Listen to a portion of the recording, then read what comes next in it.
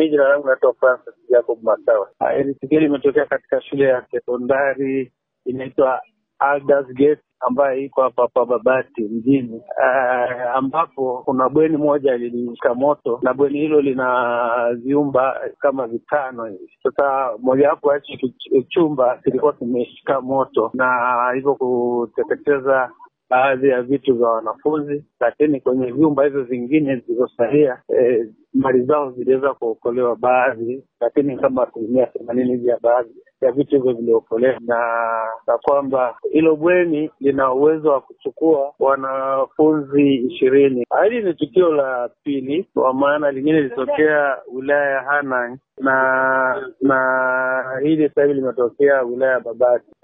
Lakini tukio la kwanza lilitokea kitambo kidogo, yani imeshapita karibu zaidi ya kama mwezi tangu litokee. Kwa hiyo matukio haya of course tunajaribu kuyafuatilia, lakini tuko tunaona kama vyanzo vyake vinaweza vikatokana labda na shoti ya umeme, lakini kama hili bado hili ndio tunafanya uchunguzi, bado hatujafanikiwa kujua, bado upelelezi unaendelea. Lakini hata hivyo labda niseme tu kwamba ni Ijumaa tu iliyopita ndio tulimaliza kutoa elimu baada ya ile tukio la kwanza lilipotokea kule Hanang.